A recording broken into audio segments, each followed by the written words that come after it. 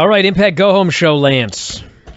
Yeah, I thought it was a pretty solid go-home show for Hard to Kill this weekend. If you're interested, Hard to Kill from Dallas, Texas, I believe. Biggest thing for the show, they did a video package early on for the three-way main event title match, the Impact World title. And I thought it was freaking excellent. It was one of the better, and they walked a really good fine line, because at times I was thinking, it's like, okay, are they doing it? And I'm like, no, they're not. They're doing it great. In that they edited a lot of people talking, and it was almost like all three guys were telling the same story and adding in their words and their perspective to it. But they walked a fine line that it's like, I could believe that all three of these guys were interviewed individually to talk about this match. And then the editing process managed to put it together where it was almost like the sentences were each taking a turn, finishing sentences and adding their perspective. And it was really good. I thought it was an excellent build. Now, the only downfall is that Matt Cardona seems to be an incredible heel on his social media and in every company he works except Impact, and he's the top babyface here. But I thought the video package was really strong, and they did a great job of building the World Championship as something really important. And again, this is what goes back to my criticism, if you will, about the tag match on Dynamite, is this video package really made it feel like that championship and winning that championship is the single most important thing in all three of these guys' lives. And I thought it did a great job of building the match and hyping the pay-per-view. I thought it was excellent. Couple other things. I think they did a good job with Jonah. He had a match, and it was great. I don't know if it was an accident or whether someone thought of it ahead of time and planned it great. He does the big splash off the top, and Jonah's a big frickin' dude. And they shot it from a handheld, and I'm pretty sure the handheld guy had his elbow on the apron shooting it. So when Jonah landed on Jake something, he squashed the guy, he bounced, the camera bounced, and it just felt and looked like an earthquake video that this guy shook the building. And I gotta go watch this. It was a fucking great shot. I'm gonna find it right now. It was really good. And then they did a real strong angle where Jonah murdered Josh Alexander, which leaves me curious in that it's weird going into the pay-per-view in that Josh has been their top guy, and I don't think Jonah is I think he's more a New Japan guy who's also working Impact, not the other way around. And I'm kind of thinking Josh should win, but they did such a strong angle that you could certainly justify the loss based off the injury. So I'm curious which way they're going to go.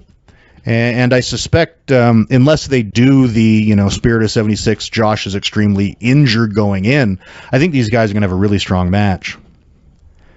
While you're looking that up, also, too, I mentioned 3 weeks ago, the Russian video that I thought might be, I mistakenly thought was Rusev, because I forgot what show I was watching, and then speculated Lana. It was for...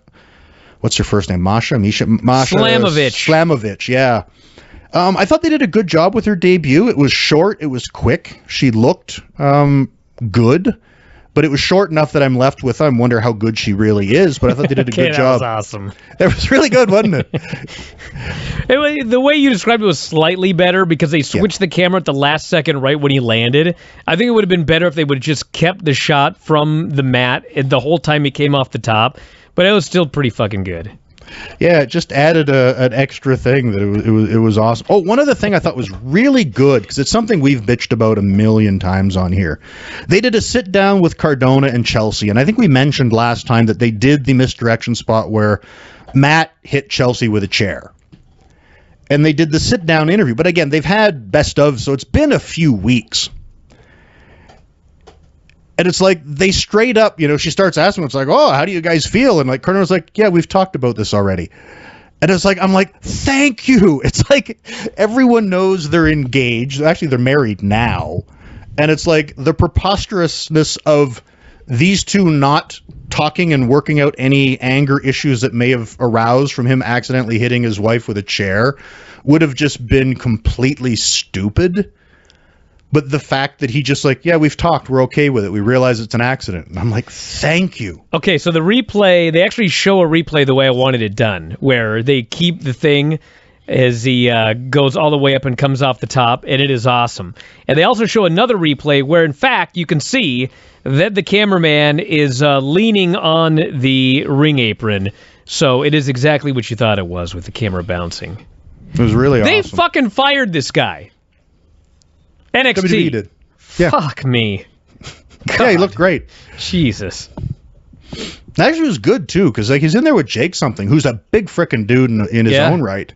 And, they're giving him a good shot. And, again, him and Josh will be good. And the other thing, too, it really threw me. But, again, this show was taped a while ago. Deonna Purrazzo wrestled Mercedes Martinez. And it was just so jolting because it's like she's made her debut in AEW already. Yep. And having this woman who's involved in a pretty, top spot, if you will, she's with Thunder Rosa.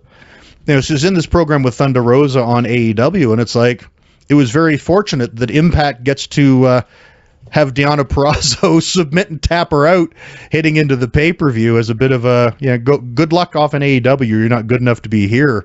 Very fortuitous pre-recorded match, but yeah, it worked out really well for them. All right, Lance, that it? Anything else? One other thing, just because, and again, it was Matt Stryker calling the main event. It was a tag match. This guy got fired. I believe so. Yeah. I saw that he tweeted out that he parted ways and then deleted it. So I don't know what the hell happened. Maybe he didn't. And it wasn't an important thing, but I thought he just blew the line because he's going to the main event, and it's like he's like, we've changed the year. We're going into turning a page into a new year. But with Johnny Swinger, it's like the year never changes. It's always 84 or 85. And I'm like, that's a different year. And just as he said it, I'm like, you blew the line. It should have been, we've changed the year. And with Johnny Swinger, the year may change, but the decade stays the same. It's always the 1980s. And it's like, it would have made so much more sense than he never changes year. It's always 84 or 85. It's like, well, that's a different year. And Swinger's gimmick being the 80s, it's like the year may change, but the decade remains the same for Johnny Swinger. I don't like to see anybody get fired, Lance. I don't want Matt Stryker to get fired, but I do wish that he would have been just less of a gimmick. It's just such a gimmick doing commentary all the time, and it's funny how much he was praised when he first started doing commentary. Because he was really good when he first started. I don't know what the hell happened. I think what happened is he went on social media too much. He started listening to the people. Like, I have nothing against the fans or anything like that, but it was just, that's all I heard when he was always like, he would apologize for this. He would try to get cred over this. He would, it's just, God, come on, buddy. Just fucking call the matches, dude. Like, you can do it. I've seen you do it before. It's not like he'd never been good. It's not like he started and sucked and then sucked the rest of his career. Like, there were points where he was really good. Mm-hmm. But if there's ever an aspect of the business that needs a developmental system of some kind, yeah. When I hear they fired the coach of the referees, it was just like, and listen, the refereeing is not an easy job. I'll say it again, but like, I first started in the ring after all the YWF stuff. Like, my first job in an actual ring on an actual independent show was as a referee, and fucking, I didn't get 1 minute of training. They were like, "You want a ref?" And I said, sure. And they put a fucking shirt on me. There was no, this or that. It was like, after one match, I realized I got to mostly be out of the fucking way or these guys are going to run into me. And I got to count to 3. And I got to make sure that they obey the rules and everything like that. And granted, I didn't have an earpiece to have to listen to the crowd or whatever. But it's kind of like, how much fucking training do you need to be a referee? Am I wrong? I fucking did it. Well, I think the key is you need live events so you can just be like you. It's like, go ref, kid, and it's a live event, and it's like you stay out of the way. And then they give you critique afterwards with, stay in the back corners opposite hard camera so you're not in the way, and, make sure you give them time with their counts. And then you're going to need some degree of breaking in with the earpiece and timing. But I think, a few. I don't know if you need a specific coach for that. I'm quite sure an existing ref can give you pointers, and working with good talent should be able to get you there without having to. Fuck, you know what'd be the best coach? If I had never refereed before, and they threw me in for the Tommaso Ciampa Braun Breaker match, you know who's going to be the best coach is fucking Ciampa. Because he's going to tell me everything that I did wrong, where I shouldn't have been. In fact, there was a spot in the match where, in the Braun Breaker match, where they were going to do some spot, and literally as Ciampa is running the ropes, you see him turn his head to tell the ref to move out of the way. And she did. I think it was one of the female refs, but and then they did their spot. So, I don't know. But we could use somebody who could teach people how to do commentary. The industry could use more good color commentators because they're few and far between. Yeah, but you know what though, Lance? It's a tough job. It is a tough job, but I've watched a lot of wrestling from all over the world, and a perfect example is Alex Coughlin, or not Alex Coughlin, Kozlov. Kozlov is the New Japan Strong commentator with Kevin Kelly. And they threw him into the role on day one, and he was like a wrestler doing guest commentary on day one.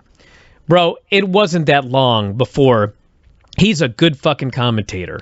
It's not like he's going to win best commentator or anything like that, but I've seen a lot of guys that have been put in the role. We've seen it on Rampage, like when they put Ricky Starks there, and some other guys have done it as well. It's like, the first week they say nothing, and it's not that long before, they're doing a pretty fucking competent job, because it's hard, but it's not that hard to call a sport that you do. People can do this. It doesn't take some fucker yelling.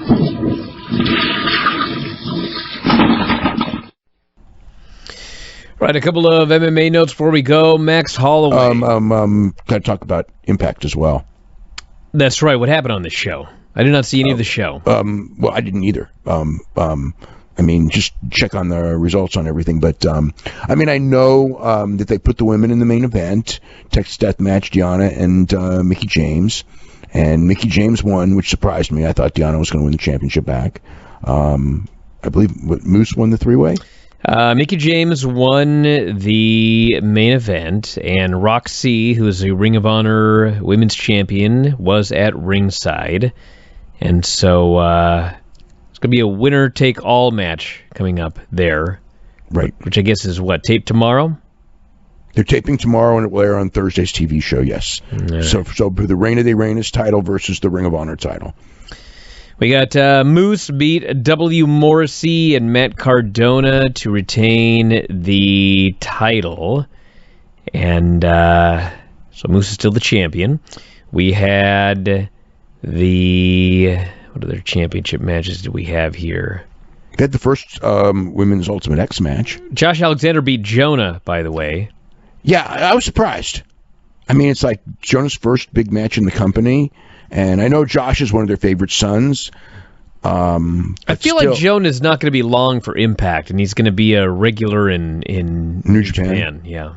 I don't know that for sure, but that's kind of the impression I've gotten. I had that same impression. But the thing is that's the long term, but it's they can't get Jonah into New Japan. He can work the stuff in the United States, but they can't get him into Japan for a long time. Who knows? Who knows how long this is going to last? I don't make any predictions. So, while he's still, if you're working just New Japan Strong, you might as well be working Impact as a regular, because it could be months and months. Maybe, so I think you're right, but, I don't know. I wouldn't have beaten him in the first time in, and they. I get why they didn't want to beat Josh. He's their guy. But I would have wanted to make it into a longer program. But fine. Jonathan Gresham beat Chris Sabin to retain the ROH title. Pure Rules match. Heard that was awesome. I bet. And then we had the Women's Ultimate X match. Tasha Steelz beat Chelsea, Jordan Grace, Alicia Edwards, and Rosemary and Lady Frost. Rosemary. So, yeah. There you go. Was it good? Some spots look clunky, it says here, but these women went all out for the match. Some of the spots were scary. Yeah, they I'm sure they were going to, try to show, that they're equal to the men as far as like risk taking. I was expecting that would happen. So, yeah, I'm actually going to, I'm going to definitely try to watch that match for sure, and some of the other matches on the show. But that match, I was just interested in just the intrigue of the first Women's Ultimate X match. And I know, like, for those women that are in the match, it's like it had to be a huge, huge match for them just because of the uniqueness of it and everything like that. So I know we would get, incredible effort.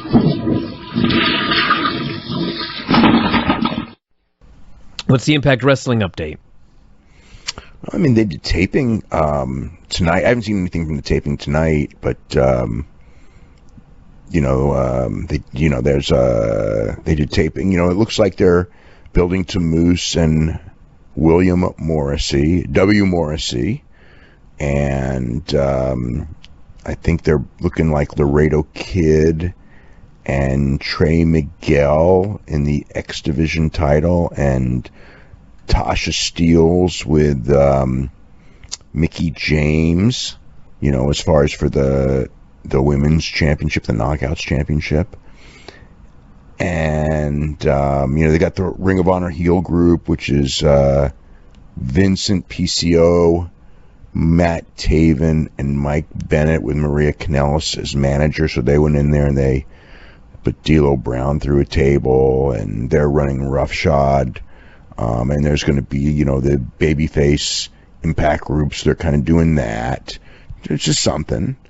And I'm trying to think what other stuff. Let me just.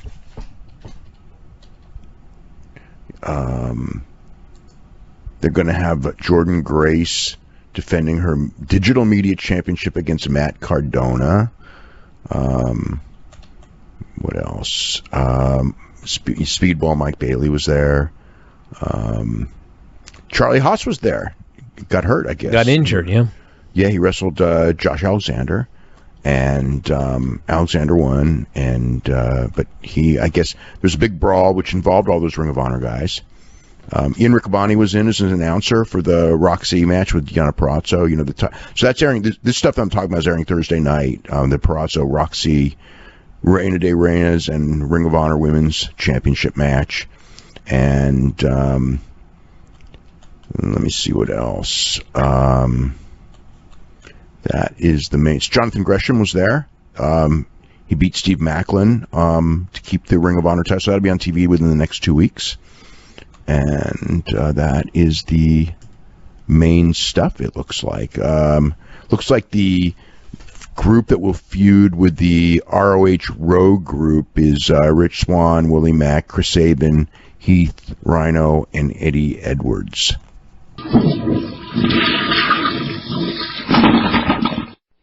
Let's get to Impact, because we are getting late. All right, Impact. Yeah, you of course bailed on me again. You horrible man. I mean, we may have to switch to the day of this show at some point here, and that will certainly make it easier for me to watch Impact. But they put that thing up at like 8:00 on a Thursday night, and it's rough. It is tough to squeeze in time for the show on occasion. Yes. But again, I thought it was another good, solid show, and there's a couple things that I think stand out. And we hear a lot about, the 2-minute women's matches and the women not getting enough airtime and stuff. And it's like, if you want to see more and longer women's matches, I'd recommend Impact. They have a pretty deep knockouts division. The first 2 matches on this show were both knockouts matches. There was a single and a tag, although it ended up being a handicap, not an authentic tag. And even the flashback match, where they usually, not every week, but often play part of a match from the archives off their Impact Plus. And even that was a women's match. And it was so bizarre because it was Serena Deeb and Taz was on commentary. And it was like, it really threw me for a loop for a second. But yeah, there's lots of women's wrestling on this show. There's several different women's angles going on at a time. And I commented too, just on Twitter when I was watching the show. It's like everybody talks about R-Truth not aging. It's like, Mickie James had a kid and she's not aging. It's like, I first trained her in like 2004 and she had been in the business for several years before that. And she's still looking awesome. And she's the Knockouts Women's Champion heading into the Royal Rumble. That's this weekend, right? No. Next weekend. Next weekend? Yeah. Oh, right. Yeah. It's not day after tomorrow. It's next week. Okay. But yeah, and then the other thing that I think is important to talk, there's two things. They had a Ring of Honor Pure Rules match. Oh, I was hoping we'd get to this. And I remember hearing Vinny with his rants about, I think to quote Vinny, all these fucking rope breaks. And I'd never seen a Pure Rules match. And I'm not even sure I've seen a full Gresham match before. So I was like, oh, okay, I'm really interested in this. And it was Steve Maclin, who also is really good and doing very well for himself in Impact. So I'm like watching this, and I had the initial reaction that Vinny did with all these rope breaks are bullshit. And I do think because the first two rope breaks in this match were in fact bullshit, in that Jonathan Gresham dropped toe holded him so the guy landed on the rope. And it constituted a rope break. It's that's no rope break. The guy didn't go to the ropes, and then it's like Maclin turned it around and did the same thing and managed to pull the other guy into the rope. And I'm like, what? It's like, that's not a rope break. You're manipulating a guy and throwing him at the rope, and he's being penalized for it. Rather than the old traditional, pancrase style where if you get in trouble and go to the ropes. But by the end of the match, and again, my camera's a little out of focus. I'll see if I can bring it in better. It really made the match interesting in that they did the finish where Gresham got him in a figure four. And it's like they're both out of rope breaks. And Maclin makes it to the ropes. The announcers put over the fact that, okay, this doesn't get a break, but if he can use the leverage from the ropes to get out of this hold, it might help him. And Gresham also is out of rope breaks, so he grabs the ropes, and he actually starts using the leverage of pulling himself up on the ropes to make the figure four more devastating. And it was a very unique finish, and I'm like, okay, I can see where you can create unique scenarios with these different rules. That I'm like, okay, maybe with a few more matches under my belt as a viewer, it could become an acquired taste. And maybe if they do a better job, and it might be more because they've got only so much time on television, they do a better job of using the rope breaks, because, manipulating a guy into falling on the rope so he loses a rope break seemed bullshitty to me. But I could see where if you had more time to tell your story, this might be an interesting tool to tell a unique story. So there was some pluses and minuses to it. Now, obviously, the wrestling was pretty solid. Well, I remember that I was always kind of hit and miss with the Pure Rules matches, but Ring of Honor did that Pure Rules tournament. I can't remember when it was. It was during the pandemic. It was during the pandemic for sure. September 12 to October 31, 2020. They did a Pure Rules tournament. And this fucking tournament, like, when this was over, I didn't go as far as to think that they should just have Ring of Honor be only Pure Rules matches, but it was good enough that, like, if you were going to argue, maybe this should be the way that Ring of Honor is going to set itself apart, is they only book Pure Rules matches. Like, I would not have just immediately shut you down. It was a really, really fun tournament, and if you do it right, one of the complaints about, especially if you watch a lot of WWE, is there's not much of a story in most of these matches. It's the same fucking match every time. And it's not just WWE. You see it in many places. But if you do the Pure Rules right, it is not a situation where every match is exactly the same. You really have to tell a story with these rules to make the match more than just like, these two people are wrestling, whatever. The other thing I like about the Pure Rules matches, I don't know if you know this, Lance, but every now and then they'll go to a 15-minute draw and they'll have judges, and then it's a shoot. What? You didn't know that? No. Yes.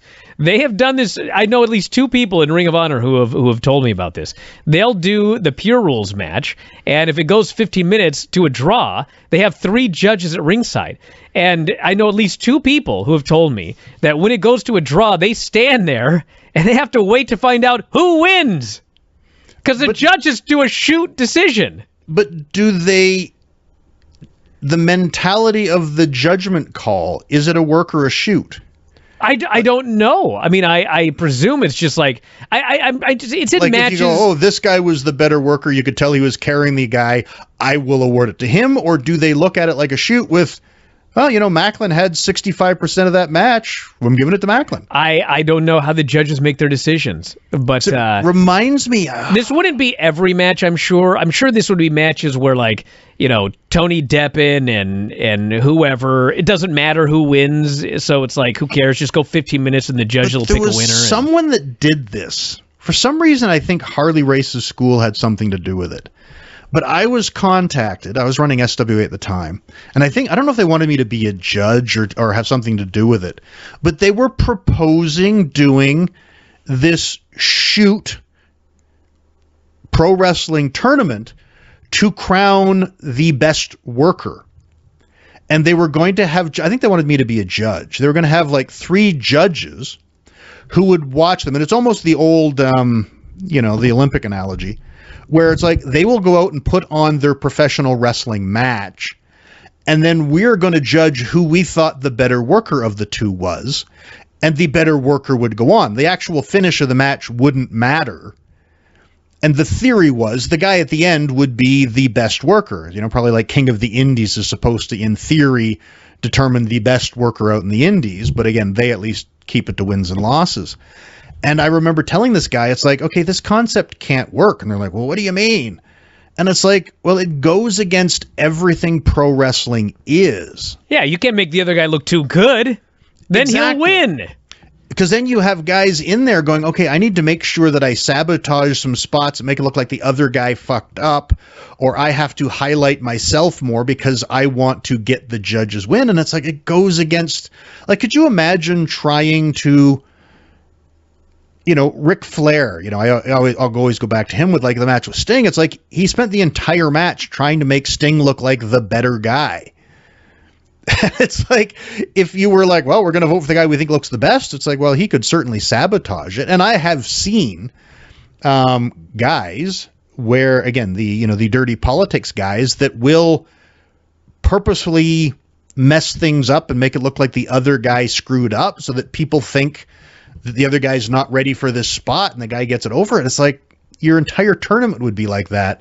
And that's where I wonder where Ring of Honor with as a shoot, we'll just put something. It's like, what? Well, I don't know if maybe shoot's the wrong word. I mean, it could be a situation where like Delirious goes, you guys go out there, go to a draw, and then he tells the judges who they're going to vote for. But the reason it came to my attention was I was watching one of them, and it goes to the draw, and they go to the judges, and I knew who I thought won in the sense of a draw, and they picked the other guy. So then I was asking him, and I was really surprised they chose the other guy. And he goes, so was I. And I said, what? And he goes, I went in the ring. I had no idea who was going to win. So, like, he had no idea. They both went in there, and they just did their match, and then the judges just did whatever they were going to do. So, have you ever gone to the ring for a match when you didn't know ahead of time who was going to win? I'm trying to think about this. I don't think so. I mean, I suppose it's possible on one of those, like, when we used to go down to Tito Carrion, he didn't care what we did. It's possible we just went in and did whatever. Like, I could see a situation, which I wouldn't say is necessarily the same, but I could see a situation where you and Buddy, where Buddy's like, if you're like, oh, what's the finish? It's like, I'll let you know when we get out there. Actually, you know what? And he'd just do what he wanted. I can't believe I forgot about this. Tim, every time now that I think about it, he never told me who was going to win. And he never told me a finish, including when we did our Iron Man match. We did a 60-minute Iron Man match, and he didn't tell me anything. He didn't say who was going to get a fall here. He didn't say who was going to get a fall there. And he didn't say who was going to win. So I went into a 1-hour Iron Man match for Tim's belt. I pretty much knew I wasn't winning. But I went in there and had no idea going in. And now that I think about it, I think every time we had a match, he never told me anything. Okay. But I had one in Smoky Mountain. Might have been when Jericho had broke his arm, I want to think, because it was a singles match on a house show. Or it may have been one of the times that Jericho actually went to Japan while we were a team. But Killer Kyle, who was, pretty much getting to be glorified jobber status on TV in Smoky. He would put people over on television. Actually, he did a squash job for Jericho and I on television. But it was a house show match in wherever, doesn't matter. And it's just a singles match, me and Killer Kyle. And Cornette was doing WWE, so he wasn't there. And Killer Kyle tells Hildebrand that I'm sick of doing jobs. I'm not putting the guy over. And Hildebrand's like, what the hell? So he gets on the phone with Cornette, and Cornette gets on the phone with Kyle with like, what the fuck? He's like, oh, I'm just sick of it. I'm not used enough. And I guess he finally said, it's like, all right, fine. We'll go out and we'll do the 15, 20, I don't know, time limit draw. And if I'm feeling it, I'll tell the ref, and he can tell Lance to challenge me to 5 more minutes. I'll accept, and I'll put him over. So I went to the ring with it might be a draw. He might put you over. We'll have to see. And again, Kyle was a big frickin' dude. So I'm like, all right. So me knowing that Cornette wants me to win, that's the goal here. So I'm like, all right, I'm going to sell my ass off for this guy, be as cooperative as possible, make him look really good. So the big dummy will put me over like Cornette wants him to. So we go out there, we do the draw, and I get the Iggy. So I challenge him for 5 more minutes. I get in. As soon as I step in, he jumps on me, beats me up for like 2 minutes. And he just sends me, he's like, duck the clothesline crossbody. So I do it. And I hit the crossbody. 1, 2, 3. He stays down. I get my hand raised. I'm like, all right, whatever. We get to the next town. And again, he comes and says, yeah, same thing. He doesn't want to put you over. It's the same deal. He might not. I'm like, all right, whatever. And we go out, we do the draw.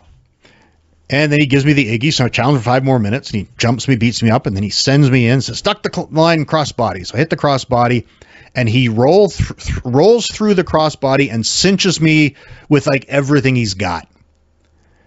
And it's like, I didn't even bother trying. I'm like, I'm not getting in a shoot with this fucking guy for a house show in the middle of nowhere in Smoky Mountain Wrestling. So I just stayed down. And I remember calling Jimmy, and I said to him, I'm like, I will put over whoever you want. I will beat whoever you want. But if I don't know the finish ahead of time, I'm not going to the fucking ring anymore. And Kyle was fired and never worked in Smoky Mountain Wrestling again. Jesus. It was just like, what? Come on.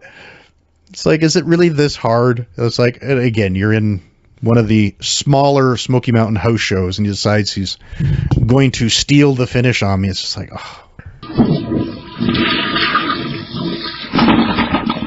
Fill in for color with Tom Hannafan. And yeah, Tom's a gigantic improvement. I think he's really good. But the different wrestler every time got the job done, but Matt sat there the whole show and was the color guy, and he's actually pretty good. So I thought this was a huge step up for the show, and if they don't have anyone better, and again, you'd actually have to find someone really good to be better, I really hope that they stick with this as their permanent announce team, because I think Tom and Matt are way better than Stryker and anybody. But even D'Lo, in that I don't even know what D'Lo's real name is, but whoever was doing color commentary when D'Lo was doing color commentary, it wasn't D'Lo, it was whatever D'Lo's real name is. Like, we weren't getting D'Lo character, we were just getting professional D'Lo talking, and I thought Matt was a really good fit, so I hope they go with that permanently, because I thought that was a huge upgrade on the show. Other solid things, actually, let's, again, because I know you're pressed on time, so I'll cover AC Julius Connor. Oh, yes, AC Connor, yeah. I actually did know that once upon a time, because D'Lo and I go back to Smokey. He was in Smoky Mountain in 94. He was like the third gangsta, which was the funny thing, because he was like the lowest tier gangsta, but he was like the best worker of the bunch. So it's like on all the shows, it's like everybody want to work with D'Lo, but he was like the less significant of the gangsters, but he was the most proficient in the ring. But again, the thing with Impact, I want to touch on overall thing, because I think it ties into what I had mentioned about AEW, and that I think Impact is doing a really good job right now, and this week in particular, of keeping all their segments individual. And it's like, we had a couple of good competitive matches. The opener with Chris Bay and Jake Something was really good. They did some really cool, unique stuff, and it's a shame they don't have a bigger audience, not just on television, but live in the building, because when the crowd's small and the crowd's quiet, it makes the match feel less, and they did some really good stuff. So it was like, that was a really solid opener. And, there was PCO and Chris Sabin, which on paper like blew my mind. It was like, man, that's a weird matchup. But Sabin's awesome and PCO is not human. So, but they had key matches that were big and important. They had a couple of squash matches where we're going to make someone look strong, and there was the W Morrissey against the Learning Tree. And it was a goofy segment. He was originally supposed to take on the two members of the Learning Tree, but Kurt Hawkins, it's not Kurt Hawkins, Brian Myers. Brian Myers had recruited another 7 students as a bit of a swerve on Morrissey, so it was 1-on-9.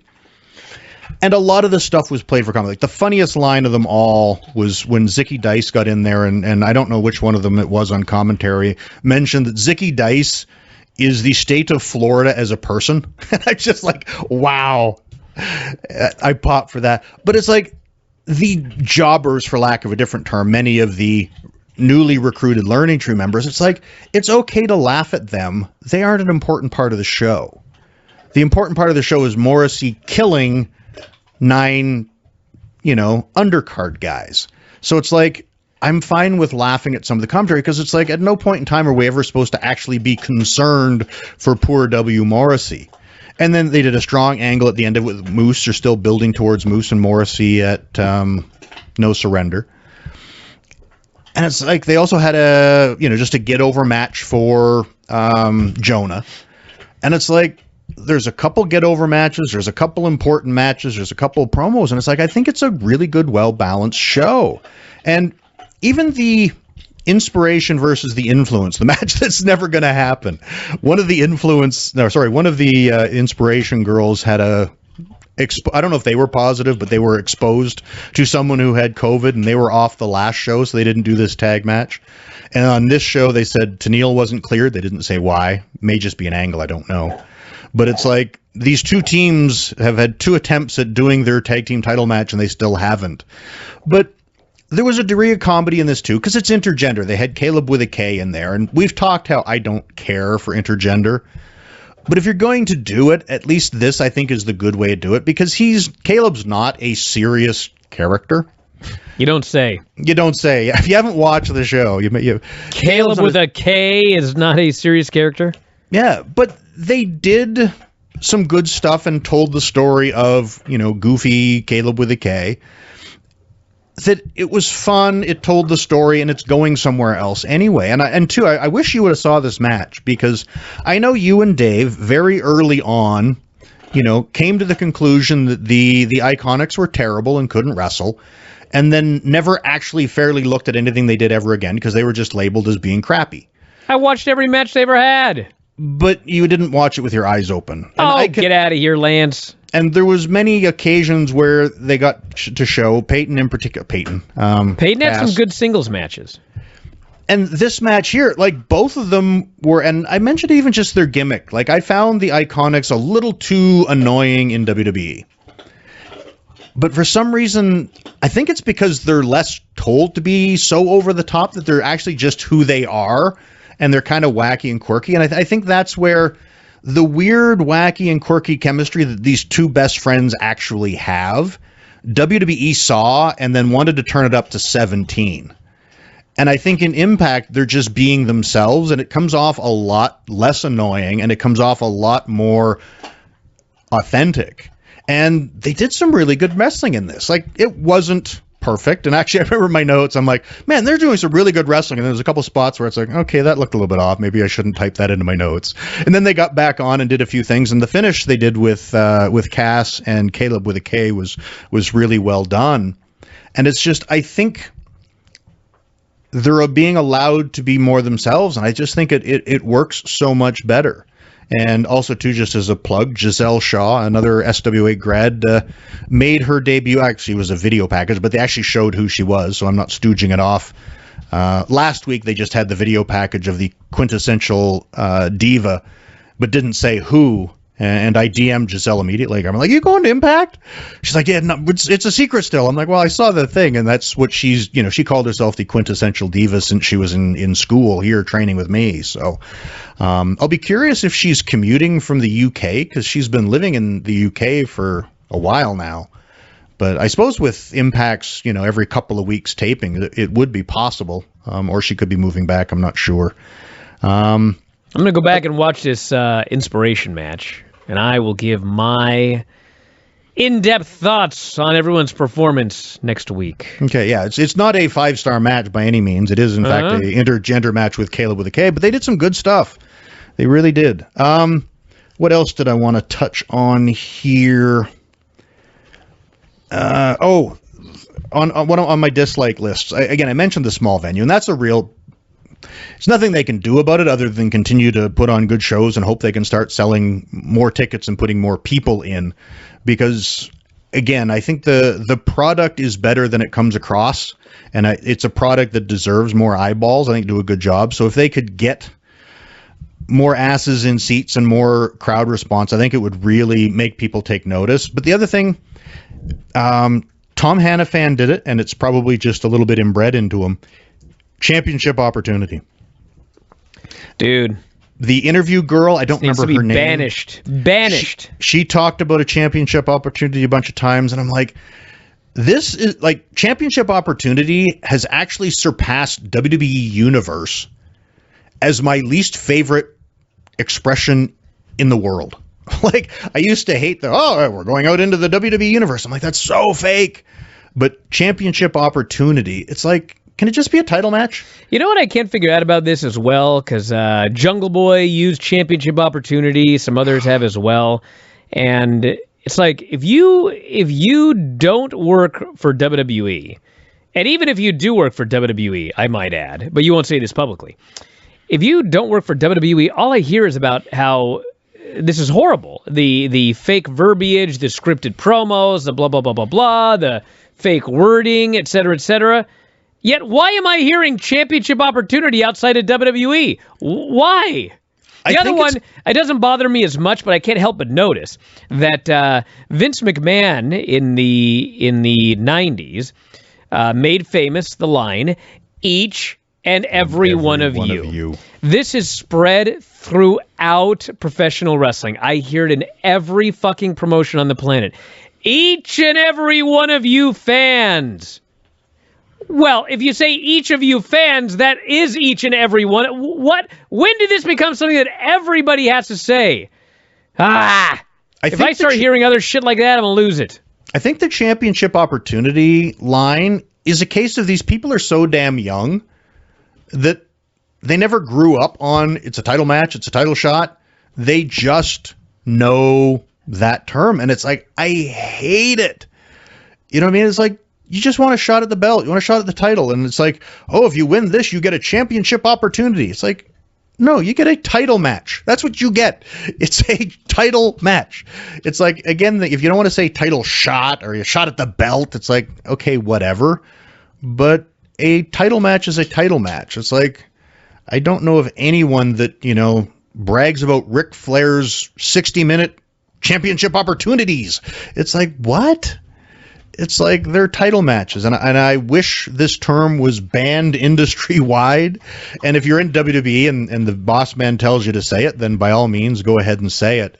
But why another company would allow that phrasing to be used, because it is such a turnoff for me, and I know so many other people that just hate it. It's like it's going to be... Now, Matt Cardona using it in his heel persona in GCW. That's fine. If you're using that as a heel to generate heat, that's smart. It's like, I'm going to use the stuff you hate, but it's like when the interviewer backstage uses championship opportunity, I want to scream at my television because everybody just wants a shot at the title. It's been that way for 1,000 years. I know it hasn't been that way for the last couple because everybody just watches WWE, but it's like, God, I hate that term.